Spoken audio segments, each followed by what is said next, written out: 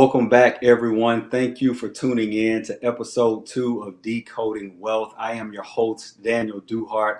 I received a lot of great feedback around episode 1 as we decoded the Build Your Own Bank strategy. We have another great guest and topic for you today as we will be decoding investing in the stock market.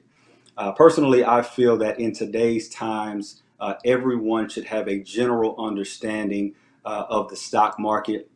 And so today, what I want to do is just provide a brief overview or a foundation, if you will, and then we'll jump ahead and bring on our special guest, our subject matter expert for today's topic. So first, when you're looking at the stock market, it's a couple different things that I want to preference or talk about first. First, whether it be, what is the stock market, what are stocks, and then lastly, where does stocks come from? So when we're looking at what is the stock market is a public market that exists for issuing, buying, and selling stocks that are traded on a stock exchange. And then when we look at stocks, which are also called equities, are securities that give shareholders ownership interest in a company. So when you're purchasing stock, you do have ownership interest in the company that you are investing in. And then lastly, where does stocks come from? So public companies, they issue stocks to help fund their business. And then investors who think that that particular company is going to prosper in the future can simply buy stock or invest in that particular company. And then in return, that shareholder or investor would receive any dividends plus any appreciation in the price of those particular shares. Now, as you would with anything else, you will want to make sure that you're doing the proper research when you're looking to invest in the stock market. Right, so you want to make sure that you are trying to find good value when you're searching for stock or companies, especially when you're looking at a long-term strategy. So you want to make sure that you are looking at the strength and stability of that particular company, and then ultimately the stock's fundamentals. Because as I've referenced, you are becoming a part owner in that particular company, so that you want to make sure that you're doing your due diligence with just doing a proper analysis or homework, if you will, when you're looking to purchase stock. And then lastly, you want to make sure that you understand the risk and the reward that's associated with your involvement in the stock market. The stock market, it allows you to purchase stock or own stakes for some of the largest companies in the world. And so it can be very lucrative for an individual that's investing in the stock market. And although historically speaking, the stock market has performed well, there's a certain level of understanding or maturity that you should have in understanding that there are potential losses that could be involved when investing in the stock market. So again, making sure that you understand both the risk and the reward, again, with your involvement in the stock market. So at this time, now that we have just a general understanding or a brief overview, if you will, of what is the stock market, I think this is a great time to bring on my special guest. So I want to introduce at this time Mr. Louis Baker out of Washington, D.C. Hey, Louis, how are how's you? everybody doing? Well, thanks. Thanks for having me, Daniel. Love to talk about this stuff.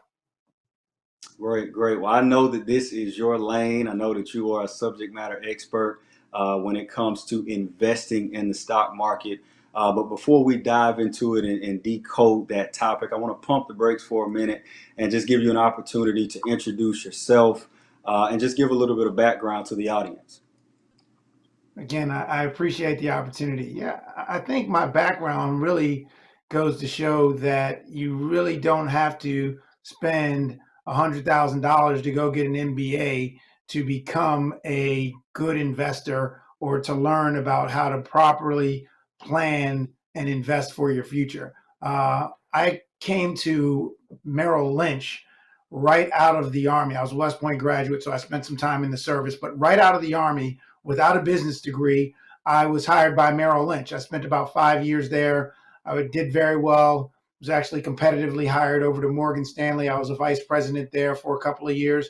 And since 2002, since 2003, I've had my own independent advisory practice where I take on clients, helping them with financial planning, wealth management, and a part of that is actually investing in the stock market. So it's been a good ride. I will definitely say there's a big difference between being an independent advisor and working at a large firm, and the ability for me to give customized advice without having the influence of someone else directing which way I should steer clients is certainly freeing. It's great for me and it's great for my clients. Great, great. Well, I appreciate you giving us that introduction. I think we can go ahead and dive into the topic. As you know, we are decoding investing in the stock market. So it's a couple of different points, things that we'll talk about, and a couple of questions that I have for you. So starting off, Lewis, I'll start with, personally, why do you feel it's important as an individual to invest their hard-earned money into the stock market? I mean, the question is really, can we afford not to invest money in the stock market? I mean, at the end of the day, if you take a look at historical rates of return as measured by something simple like an index, like the S&P 500, which is a benchmark that aggregates the 500 largest companies in America. By those standards, historically, the S&P 500 has returned 10% per year. And that's just a ballpark figure that we use when it comes to financial planning. If you contrast that 10% rate of return with what you may be able to achieve in a savings account or with a CD, it's astronomical. Even if I gave you a 2% savings rate right now, if you looked at 2%, investing $1,000 today and $500 a month for the next 20 years, you'd end up with about $150,000, about $148,000.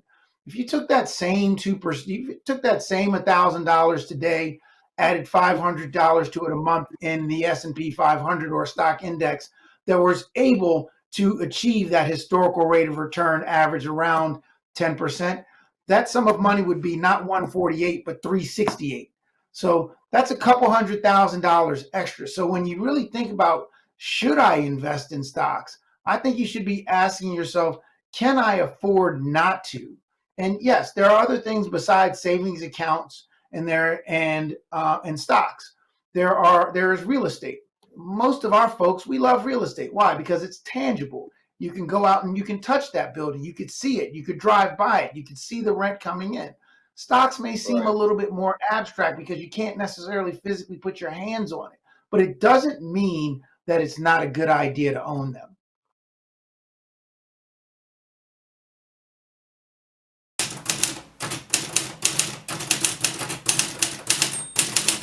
Have you seen more people now trying to do wills and estate planning now that we've gone through, still going through the COVID-19 phase of our lives?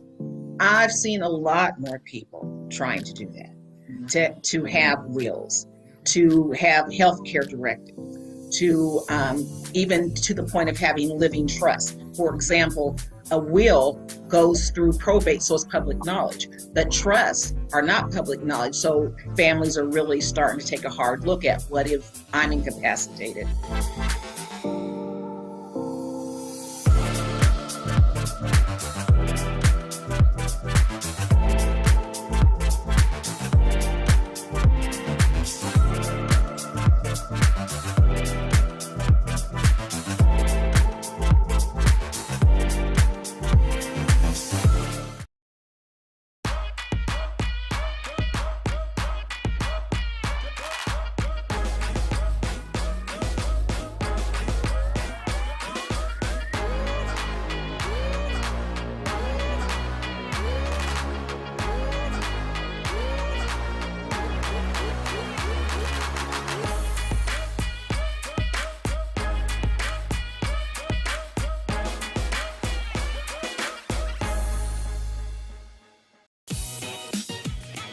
What's up, y'all? It's your boy Jermaine Dolly, Mr. Hello Dolly himself. And guess what? You're tuned in to Tea and Worship with my homies, Mignon and Corey. Keep it out, y'all.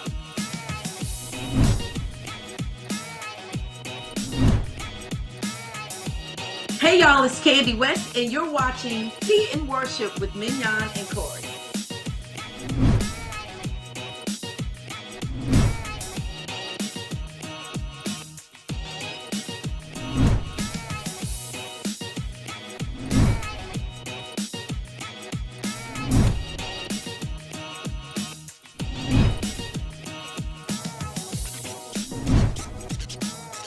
It's your boy James Fortune, and you are watching my favorite news show, Tea and Worship, with my sis Mignon and Corey.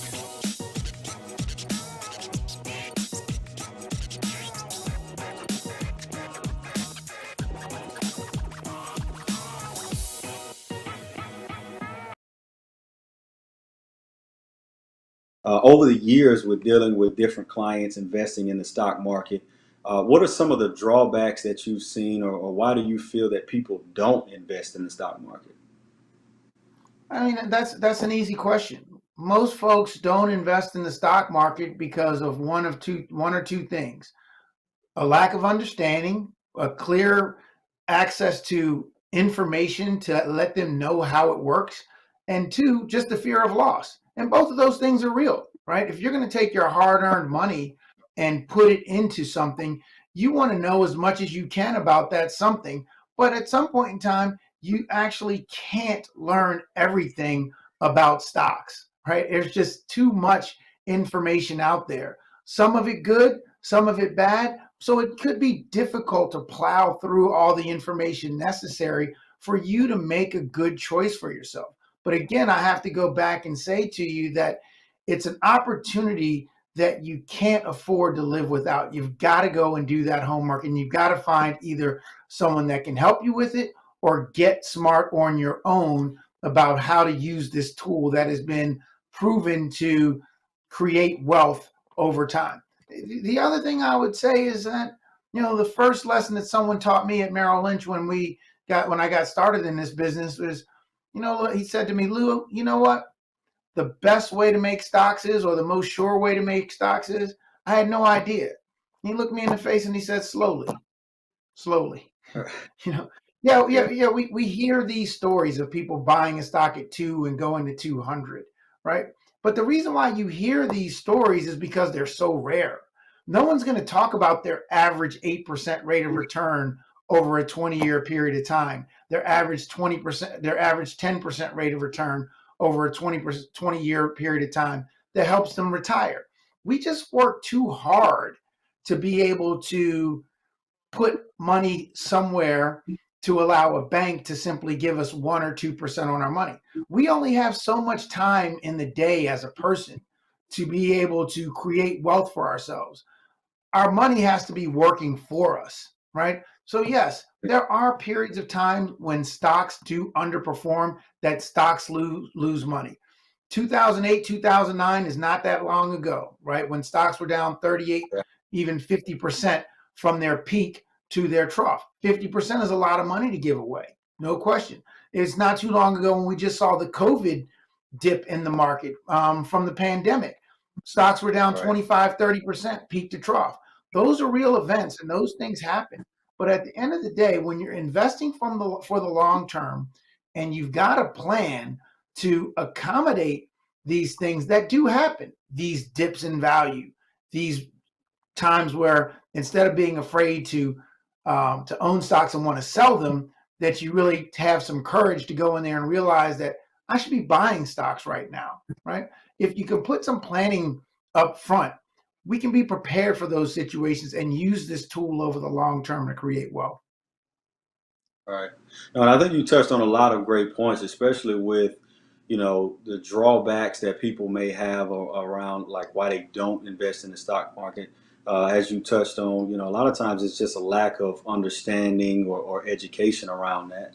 And so I think that for those that are looking to invest, they should definitely seek that education. And then also too, for the professionals like yourself, people have other jobs or other things that they're doing. They're not a subject matter expert in this particular lane. So finding someone that could help them get started, or overall help them with investing in the stock market, that's a really great point. And I think that, that's valuable for a lot of people to hear. And then also too, if I'm looking at it from whether I'm someone that's already investing in the stock market, or even if I'm someone that wants to begin investing in the stock market, what would be your advice to me in terms of, what makes stocks valuable, and how would I know what to invest in? That's a great point that you make. You either got to get smart or you got to get help, right? I mean, one or the other. Right. Either you're going to do your own homework, you're going to do your own research, you're going to buy books, you're going to listen to podcasts, you're going to do all that stuff for yourself, or you need to get somebody to help you. I happen to be in one of those camps that I think it's better for you to get someone to help you. I mean, I'm biased in that regard, but I've been doing this for 27 years now. So I've seen a lot of mistakes. I've made a lot of mistakes myself. So I know that there are certain ways to go about doing things to mitigate your risk. First one of those things is having a plan. And you say, well, how can I get started? When can I get started? The earlier you start, the better, right? The earlier you start recognizing that putting a little bit of my money in the market, putting it at risk in hopes of making a return over time is a great strategy. I'm not telling anyone that they should take their emergency reserve fund and put it in stocks, even though the odds are in their favor that they will make money over time. Chances are, when you need that money, when you need that emergency cash, is going to be the exact wrong time for you to go in the stock market and get it. If you think about this, research has been done that show if you hold stocks on average, when you look at the 1 year holding periods, that is over 1,000 different holding periods of 1 year. When you look at those holding periods, you're going to make money 3 out of the 4 periods, right? So every 3 out of 4 holding periods for 1 year, you're going to make money. If you look at the 5-year holding periods, you're going to make money 87% of the time. If you hold money in stocks for a 10-year holding period, you've made money 95% of the time. You've made money. Wow. You've come out positive. If you stretch that out one more phase to 20 years, there hasn't been a period in time in stocks where you've held 20 years and haven't had a positive rate of return. So you've got to have that long-term perspective about doing it. But that being said, finding and using some of the tools that are out there, sites like Fidelity Investments, fidelity.com, which is one of our custodians, schwab.com, another one of our custodians. There's a plenty of information from reputable sources without you going to, some unknown blog to find out some hot tip that can tell you how to get started over the long term, and start to average your money in a little bit by little bit. Get your reserve fund established and put your money in little bit by little bit. We call that dollar cost averaging. It's a great strategy to cut down on the risk. Makes sense. And as you mentioned, longevity is key. I think even with the statistics that you provided, that proves that, the longer, and then even too, with starting as soon as possible is key. And that leads into the next question that I have for you. Due to the fact that with our audience, we do have a wide range of people in terms of ages, what age range do you think someone should start investing, whether that's old or young? And simply for those that are looking to begin, how would someone get started with investing in the stock market? Sure. As soon as you can afford, to put some money in the stock market, you should be putting some money in the stock market. And again, I'm not telling you to take your family's cash reserve fund, but if you are a young person and you've got your first job, I don't care whether you're 16 or 18 or 21, you should be taking a piece of that money, whether it's $25 a month, $50 a month, $100 a month, and you should be putting some money in the stock market. Are you asking me if I did that since I was 18 years old? I wish I had been. Okay, so I know it's hard, but there was no one like me telling me to do it either. So I'm telling you right now, there's never a too early time for you to start putting money in stocks.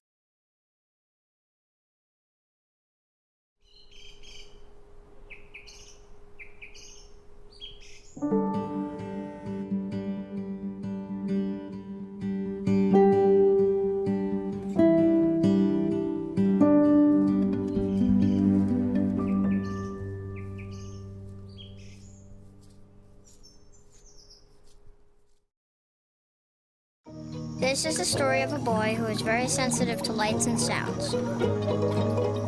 So he built secret hiding places where nothing could get in. The boy didn't like looking people in the eye. It made him feel uncomfortable. One day, he found out he had something called autism. His family got him help, and slowly, he learned how to live with it better. Early intervention can make a lifetime of difference. Learn the signs at autismspeaks.org.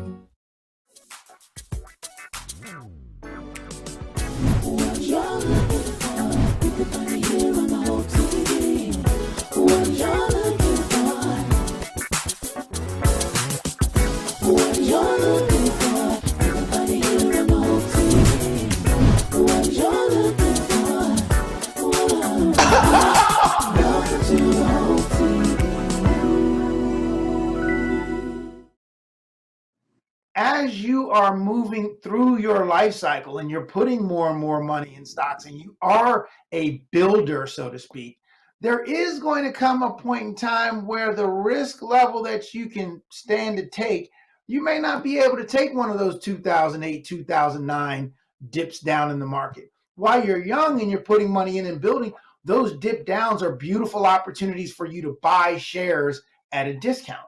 Just like you going into a clothing store and seeing something on sale. When you're buying high credit quality companies, you can do that. And I realize that it's hard to do that homework. Well, what's a high credit quality company? Well, one that's making money and continuing to make money and growing their earnings, how much money they're making year over year is a high credit quality company. But I understand that that might be hard to do. So Wall Street has kind of made it easy by inventing a product that's been wildly popular called a mutual fund.